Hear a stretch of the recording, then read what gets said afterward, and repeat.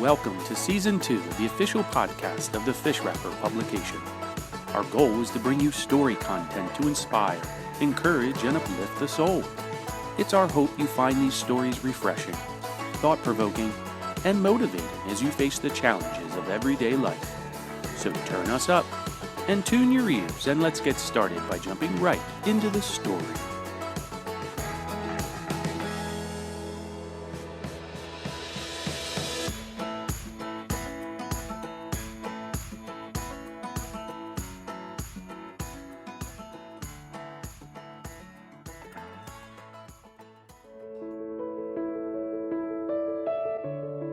Her Own People by Lucy Maud Montgomery, read by Deborah Mead. The Taunton School had just closed for the summer holiday. Constance Foster and Miss Channing went down the long, elm-shaded lane together. They generally did so because they happened to live on the same street in town. Constance was the youngest teacher on the staff and was in charge of the primary department. She had taught at the Taunton School for a year, and at the semester's close was as much a stranger in the little corps of teachers as she had been at the beginning. The other teachers thought her stiff and unapproachable. She was unpopular with everyone. Everyone, that is, except Miss Channing. Miss Channing, the oldest teacher on the staff, made it a point to like everyone, even more so if other people disliked them. She was short, stout, and jolly. Nothing, not even the iciest of personalities, ever daunted her. Isn't it good to think of 3 whole blessed months of freedom? She said jubilantly. 3 months to dream, to be lazy, to go where one pleases with no exams to correct, no reports to make, no pupils to keep in order. To be clear, I love them, every one of them. But I'll love them even more when I get a bit of a rest from them. Isn't it good?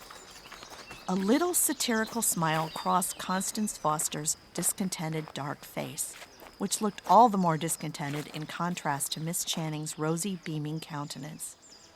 "It's very good if you have anywhere to go, or anyone who cares where you go," she said bitterly. "As for me, I'm sorry school is closed. I'd rather go on teaching all summer." Heresy! Exclaimed Miss Channing. Absolute heresy. What are your vacation plans? "I haven't any," said Constance wearily. "I've put off thinking about vacation as long as I possibly could." "You'll call that heresy too, Miss Channing," It's worse than heresy. said Miss Channing briskly. It's a crying necessity for those little blue pills, that's what it is. Your whole mental, moral, physical, and spiritual system must be out of kilter, my child. No vacation plans? You must have vacation plans. You must be going somewhere. "Oh, I suppose I'll hunt up a quiet place somewhere in the country and go there and mope until September." Have you no friends, Constance?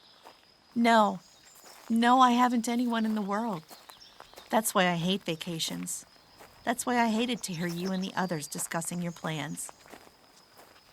You all have somewhere to go. The whole thing just fills me with hatred when I think of my dull life." Miss Channing swallowed her honest horror at such a declaration. Constance, tell me about yourself. I've always wanted to ask, but I was a little afraid. You seem so reserved, as if you didn't want to be asked about yourself. "I know it. I know I'm stiff and detestable. Nobody likes me, and that's all my own fault. Never mind trying to smooth it over, Miss Channing. It's the truth. It hurts me, but I can't help it. I'm becoming more bitter, pessimistic, and unwholesome every day of my life. Sometimes it seems as if I hate all the world because I'm so lonely in it. I'm nobody. My mother died when I was born, and my father... Oh, I don't know, one can't say anything against one's father, Miss Channing. But I had a hard childhood. Or rather, I didn't have any childhood at all. We were always moving around. We didn't seem to have any friends. My mother might have had relatives somewhere, but I've never heard of any. I don't even know where her home was. Father would never talk of her. He died 2 years ago. Since then, I've been absolutely alone." Oh, you poor girl, said Miss Channing softly. "I want friends," said Constance, seeming to take pleasure in open confession. now that her tongue was loosed. "I've always longed for someone that belonged to me, someone that I could love. I don't love anyone, Miss Channing, and when a girl is in that state, she's all wrong. She becomes hard and resentful. I have anyway. I've struggled against it at first, but it has been too much for me. It poisons everything. There's no one to care about me, whether I live or die," Oh, yes, there is one. said Miss Channing gently. God cares, Constance. That sounds like Miss Williams. She is so religious. God doesn't mean anything to me, Miss Channing. I've just the same resentful feeling toward him that I have for all the world, if he exists at all. There, I've shocked you in good earnest now. You should have left me alone, Miss Channing.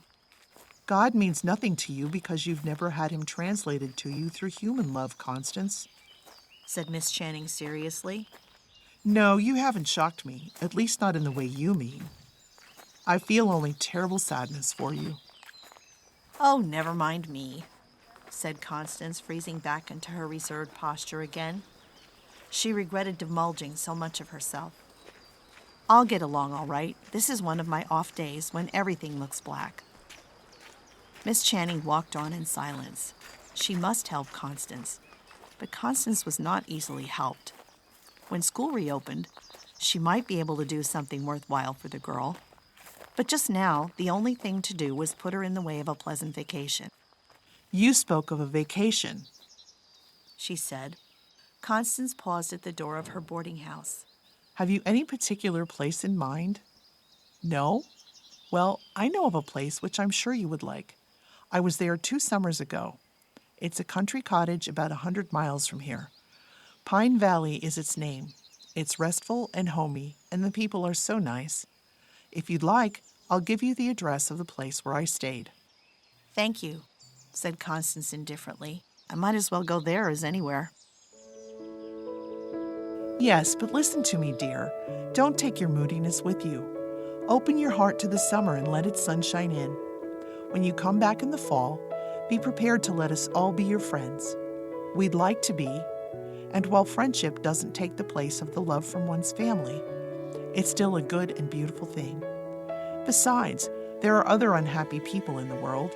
Try to help them when you meet them, and you'll forget all about yourself.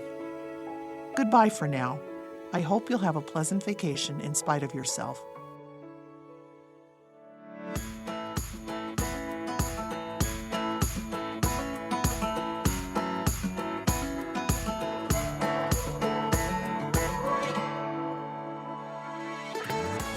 We hope you've been enjoying the story.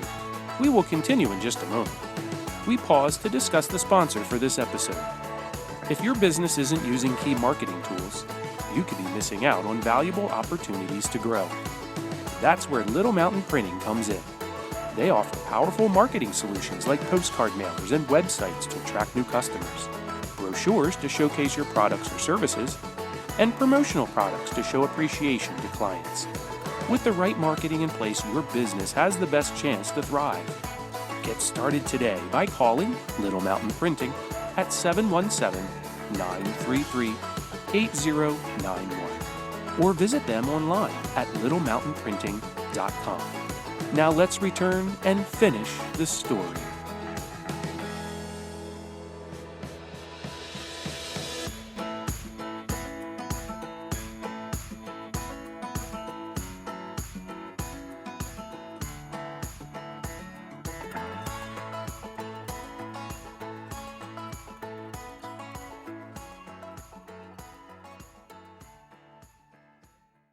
Constance did go to Pine Valley, but she took her destructive spirit with her.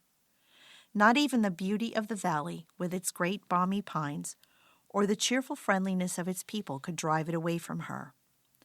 Nevertheless, she liked the place and found a wholesome pleasure in the long strolls she took along the charming country roads. "I found such a pretty spot during my walk this afternoon," she told her landlady one evening.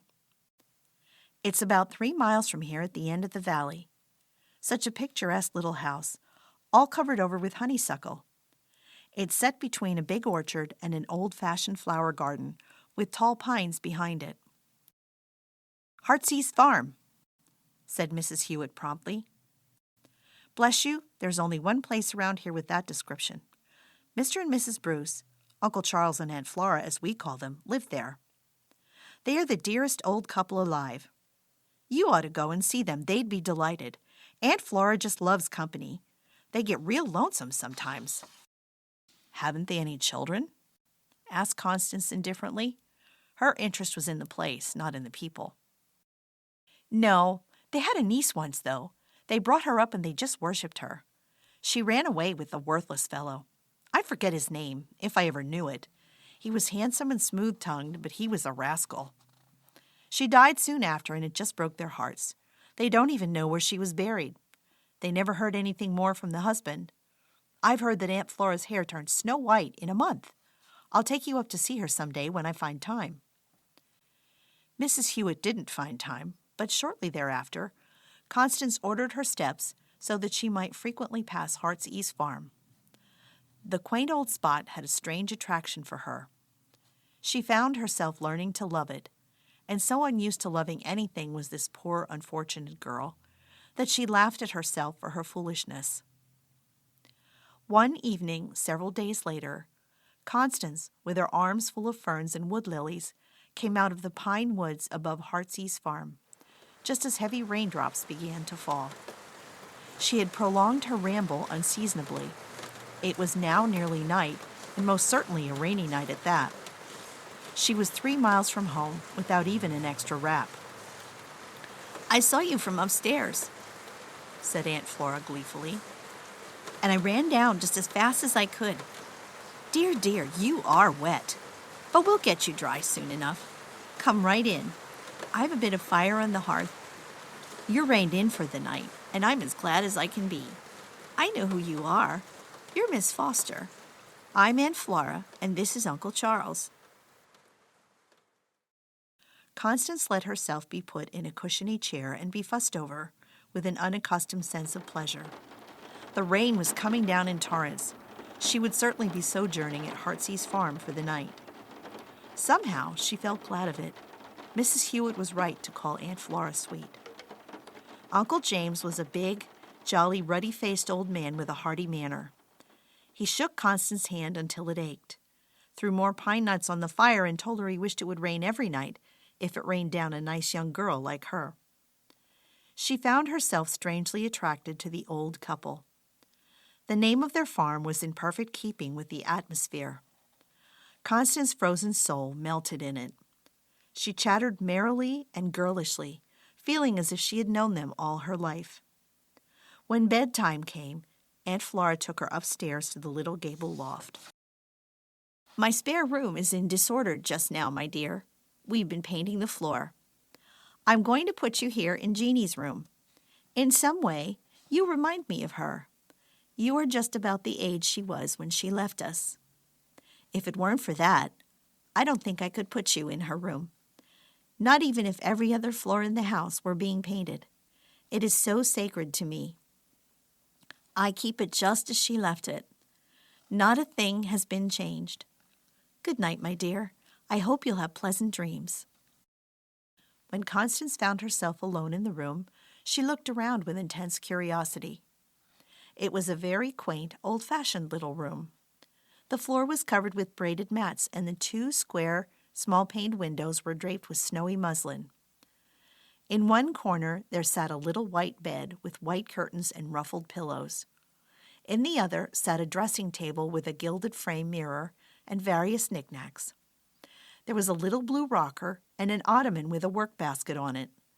The work-basket held bits of unfinished, yellowing lace with a needle sticking in it. Against the wall, a small bookcase filled with books was found under the sloping ceiling. Constance picked up one of the books and opened it to its aging title page. She let out a little cry of surprise. In fine script, daintily written across the top of the page, was the name Jean Constance Irving. That was her mother's name. For a moment, Constance stood motionless. Then she turned impulsively and hurried downstairs.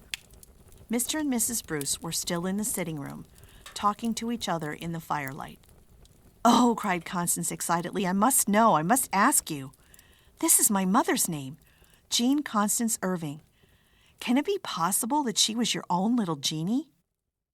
A few days later, Miss Channing received a letter from Constance.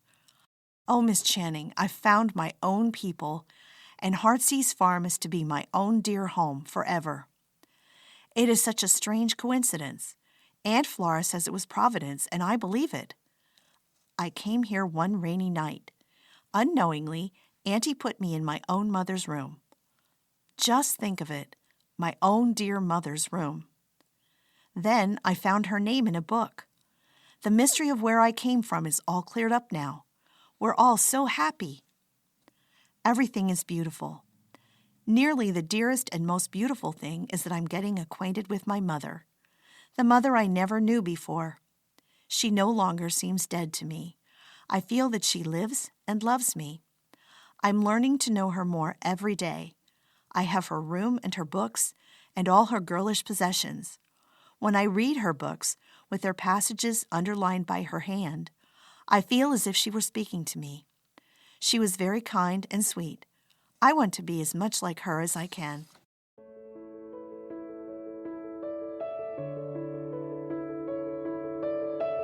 This was almost the dearest and most beautiful thing. But the very dearest and most beautiful thing is this. God means something to me now. He means so much. I remember that you said to me that he meant nothing because I had no human love in my heart to translate the divine. But I do now, and it has led me to him. I'm not coming back to Taunton. I've sent in my resignation. I'm going to stay home with Auntie and Uncle. It's so sweet to say home and finally know what it means.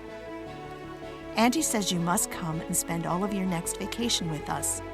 You see, I have lots of vacation plans now, even for a year ahead.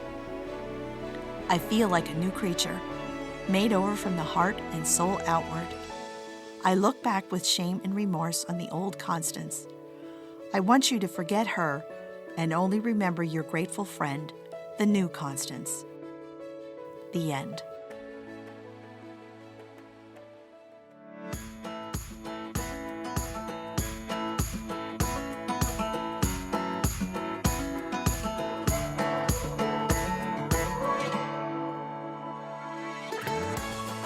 We hope you enjoyed this story and will join us again soon when we unravel another adventure from the pages of The Fish Wrapper.